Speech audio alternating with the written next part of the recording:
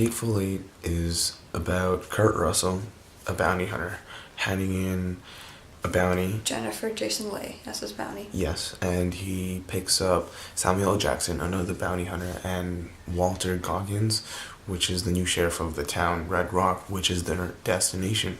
Mm-hmm. All three of them. So they're going to Red Rock, but they get stuck in a blizzard, and they're forced to stay in this cabin with four other people. And this old man, the hangman, another cowboy, and a worker in the place. Mm-hmm. And so they're stuck in this cabin the entire movie. Yeah, it's like a Reservoir Dogs. one location movie type thing. With that in mind, it was slow. Started out slow, to say the least. Yeah, like the introduction of each character was kind of slow. Mm-hmm. I mean, it dragged on. It dragged on and on. So many scenes with them traveling too. Yeah, it's like cut, different angle, cut. Yeah, it's like get to the point. Yeah. And also like whenever one person would say they would need to go there, and then Kurt Russell would say, how do you prove that? And then he says this and that, and it's like, okay, you're fine. But then they don't get in. They have to keep talking and talking. With their heavy southern accents, which are hard to understand without subtitles. And it's like, you should have just gone on the carriage. Yeah, it's like they're traveling, right? And the blizzard is supposedly right behind them. And they don't want the blizzard to catch up. So they keep going, and then they stop two times. And then they wait there for like a solid 15 minutes. And so the blizzard catches up again. And that's the reason they get stuck in the cabin. Which they could have just avoided. If Kurt Russell just didn't pick up anybody, he would have... Yeah. He would have just gone to his destination, honestly. But, like, once the conflict was there... Yeah, well, once they got to the place, it was okay. And then you just needed to wait another 10, 20 minutes in order to actually have a story. Get some action, yeah. I like the cinematography. I liked how they showed off this location, just like Revenant. It seemed like it was the same place. Yeah. Like we had a conspiracy theory that, like, on one side of the camera it'd be Revenant, and then on the other side of the camera right it'd be opposite each other. And then they would have like this little space of like the blind spot of the camera. And so that's where they have to stay. And if the camera's to pan, like everyone behind it will like have to stay, like move behind it. Which is known for Revenant because like they follow everything and they have to spin around and stuff. Yeah. Imagine this like troop of like 200 people like hiding in the blind spot of the camera. But yeah. The cast is also good. Apparently they almost cast Jennifer Lawrence as the lead female. But there's only one female. Well, okay, fine. No, there's more Yeah, females. but I guess the lead, sort of. Yeah. Which is okay. I like Jennifer Jason Leigh. Yeah, Jennifer Jason Leigh. She was pretty good. Mm-hmm. It really felt a lot like a detective movie almost, because in the beginning, like when they just get there, you see all these little things like out of place and things that were already there, and you're wondering like how they got there and what happened to get them there and stuff. And like the camera would focus on it, and it would stay there for 2 extra seconds. So it's saying that it's important. It's not just, let's just show off more of our stuff, and let's just look at this, I don't know, like this paperclip 2 more seconds just because we want to show you a paperclip for 2 more seconds. No, like everything was...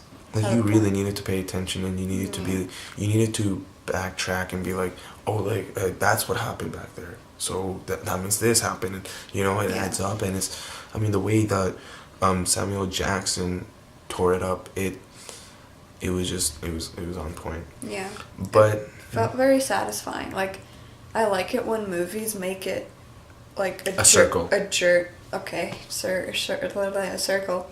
I was saying like a journey sort of, so the viewer has part in sort of making the story. You know, like you need to notice little things to get the full experience. Like you have to pay attention and realize. And I like it when they make it a treat for you. You feel proud that you picked up on a little detail, and that's what happened.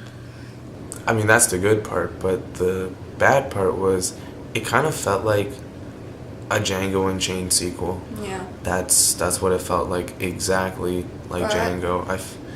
Remember how I heard that?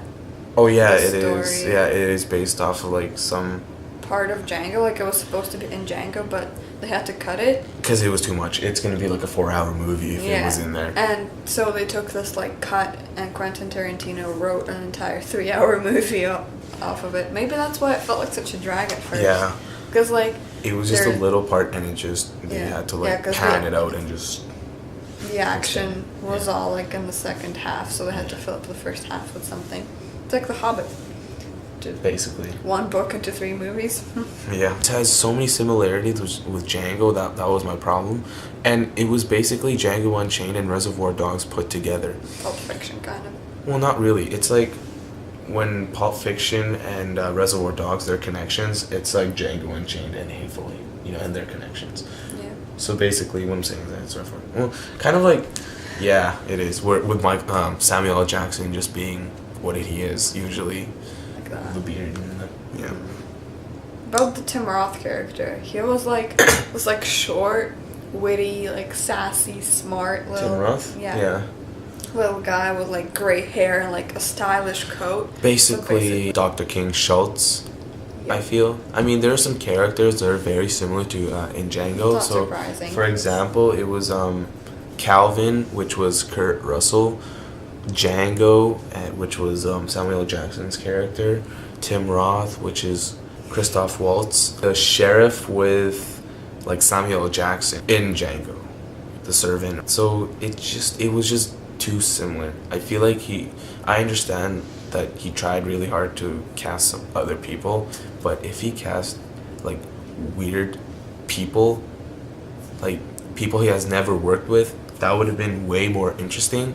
If I saw like Christian Bale, Matthew McConaughey, and Leo, and Tom Hardy again, I would have been like, this is a different movie. This is not like there would be no way I would think that this is just a Django sequel, because like let's say Matthew McConaughey was a bad guy and Tom Hardy was a good guy and Leonardo DiCaprio was another good guy and Christian Bale was a bad guy. There would be like different personas. You wouldn't make any connections with Django. And it would just their presence would feel so different. And if it wasn't too similar, as in like the blood and the guns and the style and the characters, if it wasn't too similar, I would have loved it, because it's another Reservoir Dogs. But it was a good movie.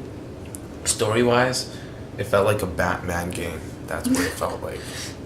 Like a detective. Yeah. So like mystery. you're Batman, and then you have Alfred, which is Samuel Jackson figuring everything out for you. But you're like, you're solving the little. Yeah, you're taking the credit, and you're solving the little problems, and you're like, whoa. And Alfred's like, actually, everything comes together.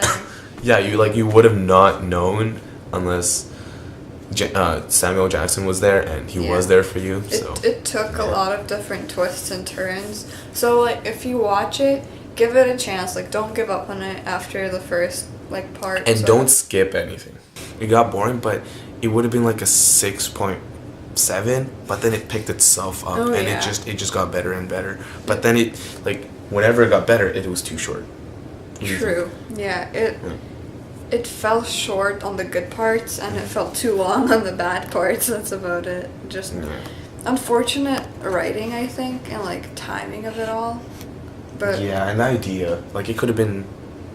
Yeah. It could have been better. I wish it was. If it wasn't like a little snippet of Django, and if it was like a chunk of Django, like 1/3 maybe, and like Django was just like, oh, okay, just when it comes out in theaters, I encourage you to watch this movie. It is worth watching if you are one of those people that pay attention in each movie. That can appreciate the detail. Yeah, and not just one of those people that go there for Michael Bay movies. Trash, basically. If we were to rate this out of 10, we would give it an 8.4. 8.4.